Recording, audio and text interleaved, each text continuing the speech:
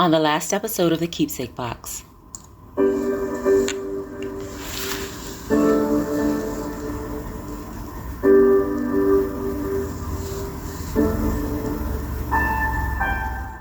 The first day of my 9th grade year, I met the boy who would design the entire course of my life, Ken.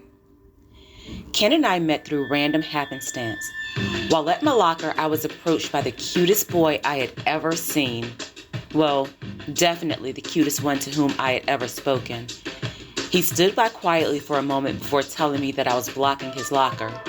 For some reason, I was nervous, extremely nervous. Knowing what I now know, I guess I should have been. Ken was so very handsome. He wasn't my typical idea of pretty on paper. He was a little darker, not as dark as me, but more of the light brown variety. I took a moment to assess his features. Each piece fit together perfectly. He was tall, with an athletic build and beautiful dimples. I was immediately taken aback by his presence, and he smelled so good. I closed my locker just quickly enough to avoid an awkward interaction. I didn't know anything about Ken, but there was something about him that made me feel that there should be more between us. As luck would have it, Ken was in my health and PE class. He traveled to the back of the room and sat beside me. I spent the entire duration of the class hoping he would talk to me, but he never did. The next day was a B day, so we went to PE. I decided to walk around the track. As I continued on my journey, a familiar smell trickled into my nostrils. It was him. It was Ken. Ken asked an assortment of questions, and I was surprised by how effortlessly I answered them. I didn't know why he was asking those questions, and I didn't care. I was just happy that he wanted to be in my company. I was usually extremely awkward around guys like Ken, yet I wasn't. Chapter 13, The Accidental O, narrated by Shandora Warren. I was entering the 10th grade, and I was excited to see what the new year had in store for me. In spite of the fact that I wasn't really cooperating with Ron, he still took me shopping and took me to get my hair done. I walked in like I owned the place. I looked good and I felt good. I went to my locker and started the process of making it my own. I hung a picture of Cassidy in the same mirror that I had hung the year prior. I looked over at Ken's locker. It wasn't until that moment that I realized how much I missed him. I wondered if his locker would be assigned to someone else. I wondered if it would be a cute guy.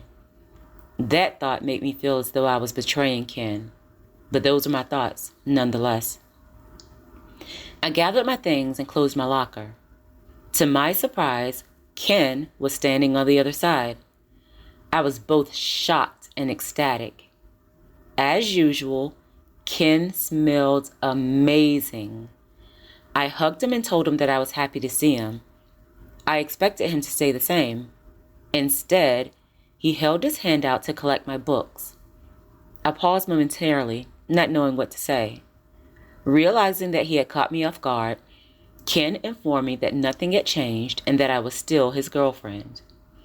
I handed over my books without asking questions or offering a rebuttal. I walked off with Ken as if I didn't have any other option. Now, don't get me wrong. I wasn't at all opposed to being Ken's girlfriend. But in hindsight, I realized two things. One, I should have taken the time to consider what options were best for me. Two, I shouldn't have allowed Ken to feel so comfortable making decisions for me. But he was Ken, and I was enamored with him. The best part was the fact that Ken was also enamored with me. And even though we had been separated and there was no anticipation that he had to want me upon his return, he did, and that took precedence over everything else. Ken and I went back to the way things were before, and it was as if he hadn't ever left. The only difference was he and I didn't have any classes together. Once again, Ken had gotten into trouble and he failed to complete the school year. At that point, I was 15 and he was 17, yet we were both in the 10th grade. It didn't matter that Ken and I didn't have any classes together. He walked me to each class and walked me to my bus. Ken kissed me every day before we parted company. It wasn't the intense, Ron type of kiss. It was more of the lip peck variety.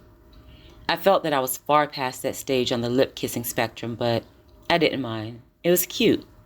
It was teenage infatuation. My relationship with Ken was innocent, but it consumed every part of my thoughts. I was either with Ken, sneaking on the phone to talk to Ken, or thinking about Ken. Those were the times when I missed Tasha the most. I imagined the conversations that she and I would have, and that saddened me a little. But I still had Sharon. I counted down the days until I was able to tell her everything. Even though I had been attending that school for well over a year, I hadn't made any female friends. Ken was my only friend, and I was okay with that. I don't think I really knew how to be a friend to a female. I saw them as competitors instead of potential assets. But I didn't need them. I had Ken. We were happy, and I probably wouldn't ever have tried to change things. However, the situation changed itself. Ken got a car. I was excited for Ken, but he didn't seem at all impressed by his car. He simply stated that he expected to take me to and from school from that point forward. Well, that was problematic, and I was sure to tell him so. There was no way that Ron would accept me riding in a car with a boy. But of course, Ken had a solution. Ken told me to walk to the bus stop, which is around the corner from our house. He would pick me up from there in the morning and drop me off there in the afternoon. I did as I was told, and the plan went off without a hitch. There were so many kids at the bus stop that it would have been nearly impossible to pick me out of the bunch. Not that I was worried. I knew Mom and Ron's routines pretty well. I felt free, even though I knew I wasn't. If I was ever caught by Ron, he would have given me the beating of a lifetime. I knew I had to be careful. And initially, things went smoothly. Ken picked me up, we went to school, and he took me back to the bus stop in that exact order. But as usual, things were about to change. On a brisk fall day, Ken picked me up, per our normal routine. It was a Wednesday. Unlike all the days before, Ken didn't take our usual route to school. He told me that he wanted to show me something. We traveled down a country road that was riddled with twists and turns. Eventually, we arrived at a wooded area with a well-beaten path that seemed to lead to nowhere. Ken put the car into the park position and turned off the ignition. "Where are we?" I asked. He told me that it was his getaway spot. Of course, I didn't vocalize it, but Ken's place reminded me of my initial encounters with Ron at the lake. I wondered if there was a shack there, too. We walked along the path, talking every step of the way. It was so comfortable. He was so comfortable. "What's your favorite song?" asked Ken. I didn't even have to think. It was "Where Do Broken Hearts Go" by Whitney Houston. That was my favorite song. That had always been my favorite song. Ken giggled. "That old song? Who still listens to that stuff? When did that come out? 1985? I giggled as well. "I do," I exclaimed. "I love that stuff." And it was 1987. Ken told me that he hadn't ever listened to the song in its entirety. "You have to hear it," I said. "It's going to change your life." "Whatever you say," he said. Just as I suspected, the path led to nowhere. At a certain point, we just turned around and started walking back in the original direction. It was an ill-conceived plan, to say the least. I didn't mind, though. I was there with Ken, and that's all that mattered. As we reached the car, Ken stopped and turned towards me. He asked if he could kiss me. I wasn't opposed. As far as I was concerned, Ken kissed me every day. I soon found out that the encounter that day would be much different. Ken wrapped his arms around my waist and looked deeply into my eyes. I instantly became nervous. That was the first time that I experienced the fluttering sensation in my stomach with Ken. Instinctively, I put my arms around his waist as well. I wondered what he was waiting for, but I was happy to take in the moment. We stood for a little while longer, neither of us speaking. Eventually, he kissed me. It was slow and deliberate. Ken extended his tongue into my mouth and kissed me sensually. For the second time, I experienced a sensation that saturated my panties. But unlike the first time, I wasn't doing anything wrong. I was with Ken, and I felt justified in having those feelings. We went to school that day, but it started a pattern of behavior. I introduced Ken to Ron's spot in the woods. Some days we would stop and have a few minutes alone before school. On Wednesdays, we skipped school altogether. Back in those days, no one called your parents to inform them of your absences. If your grades were acceptable, you were in the clear. Ken kept a blanket in his trunk. On Wednesdays, we would spend time laying out on the blanket or chilling in Ron's shack in the woods. We never really did much. We would listen to the radio or watch the small portable television that Ken also kept in his trunk. Ken always brought food, mostly sandwiches and snacks. It was never really a lot, but just enough to keep us from having to leave. We created a lot of memories at the lake. One of the most memorable surrounded the acquisition of the very first gift that Ken gave to me. Ken and I arrived at the shack on an otherwise unmemorable Wednesday.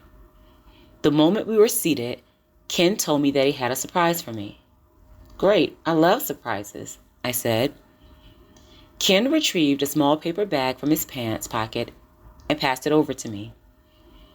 I opened the bag and found that there was a cassette tape inside. It was a single song tape, "Where Do Broken Hearts Go" by Whitney Houston. I was ecstatic. Though obviously my favorite song, I hadn't ever owned a copy of it. I hugged Ken and told him that I loved it. "Open it," he said. "I want to listen to it." "Really?" I asked. "Of course," said Ken. "I want to know why you love it so much."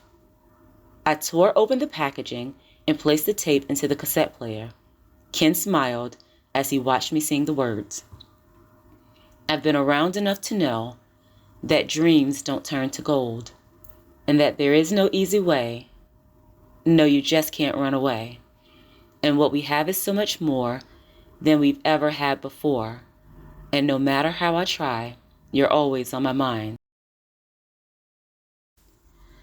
I'm not entirely sure why I had such a strong connection to that song. I was 6 or 7 when it was released, but it was amazing. I listened to that song on so many occasions. Each time, Ken watched me and smiled as if he hadn't ever seen me sing it before. Ken fell in love with that song as well. He wouldn't ever have admitted it, but I caught him humming it several times. Each time, he would cut it off upon the realization that I'd noticed. It was such a magical time, so beautiful and innocent. If anyone had known that I was skipping school to be with Ken, they would have sworn that we were having sex. But that's not what it was about. We just stayed out there and enjoyed each other's company. I remember very distinctly the day that changed. Even now, I think about the details and they play out in my mind like a movie. It was October.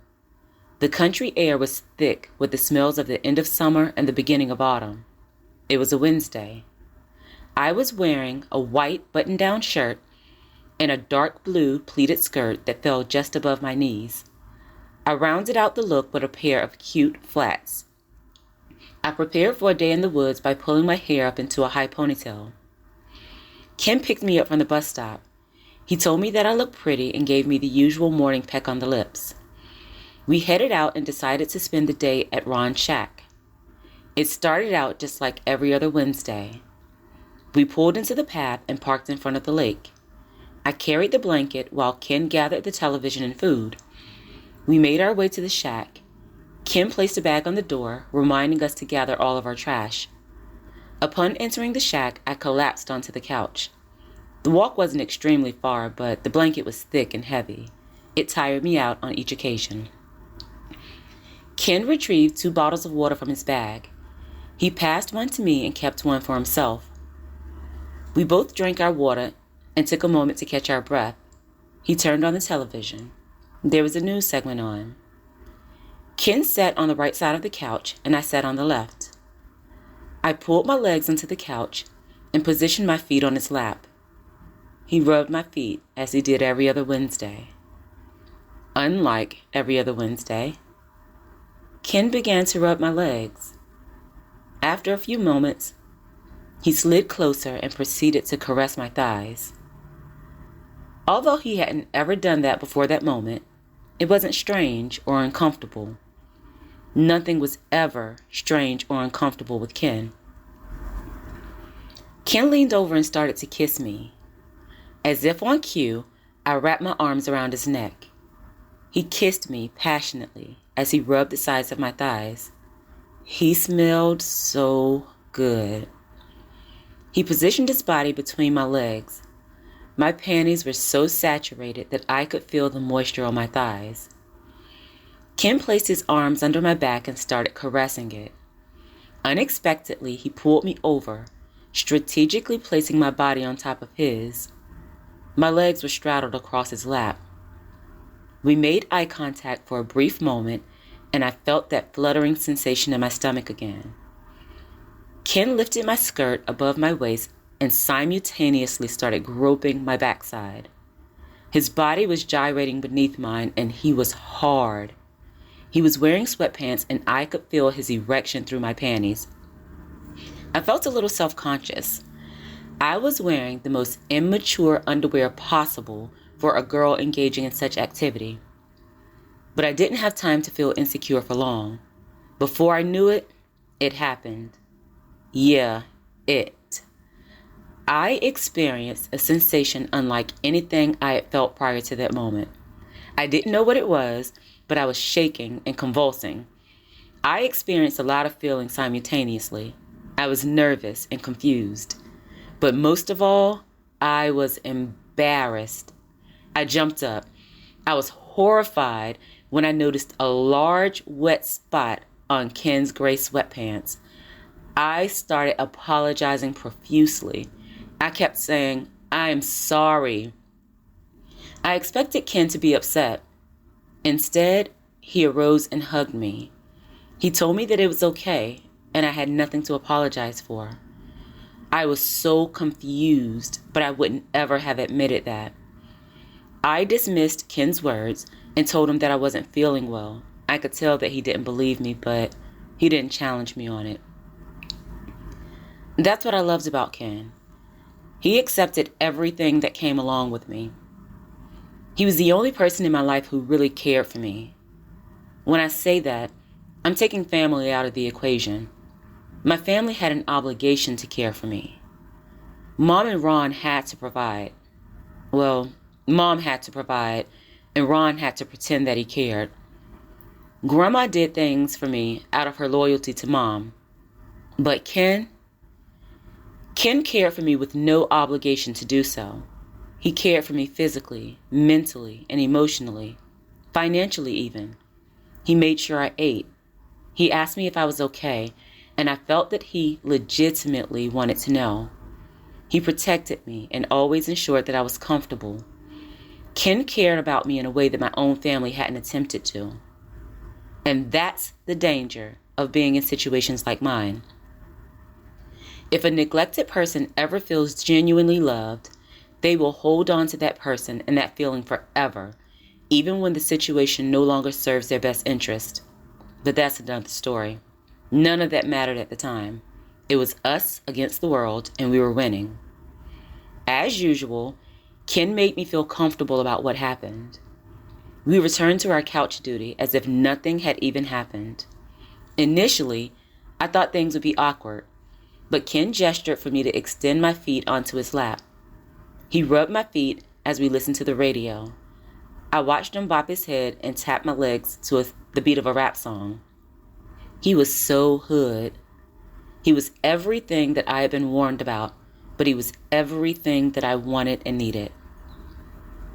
Ken and I made the journey from the shack to the car. Per our normal routine, Ken kissed me there as he knew we couldn't take the chance at the drop-off. I got into the car and realized two things. One, I couldn't wait to tell Sharon what happened. Two, I couldn't wait until the next Wednesday. Saturday's arrival seemed to take forever. I told Sharon about the events of the Wednesday prior, and she immediately started laughing.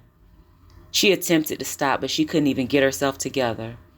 "Oh my gosh," said Sharon. "So you really don't know what happened?" "No," I exclaimed. "Well," said Sharon, "it looks like you just had your first orgasm." Now, before you laugh, keep in mind that I was only 15. Not only was I 15, but I had no concept of what my body was supposed to do. Remember the conversation that Mom had with me when I started my period. Surely she wasn't going to tell me about orgasms. I was happy to have had Sharon. She made it very easy for me to admit to not knowing things. Sharon explained to me that the orgasm was a goal. She also explained how orgasms were achieved. Not only did I not know about orgasms, but I hadn't ever heard the terms G-spot or clitoral stimulation. Sharon told me that she had gotten to know her body through masturbation, which was also unfamiliar to me. At the time, I didn't think it was unusual for an adult to have those types of conversations with a teen. Sharon was like 22, but she felt like a friend or maybe like an older cousin. She told me that I needed to get to know my body in order to find out what I liked. In typical Sharon fashion, however, she told me that I needed to wait to have sex. And I took her advice. I decided to wait until that following Wednesday. I was only 15, but I knew what I felt. Well, I thought I did anyway. I didn't tell Sharon that part, of course. She'd try to talk me out of it, and I knew it. I decided to just tell her afterwards. Sharon named the event the Accidental O, and I've referenced it as such since that day.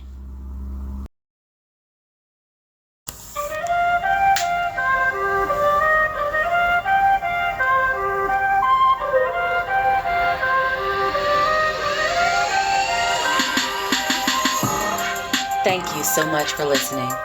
Make sure to follow Shenny Tells a Story on Facebook and Instagram. I'd love to hear from you. If you're interested in purchasing books by Shandora Warren, they're all available on Amazon. I sincerely appreciate each and every one of you. Thanks for helping me to create the world that I want to see. Oh yeah, you're welcome.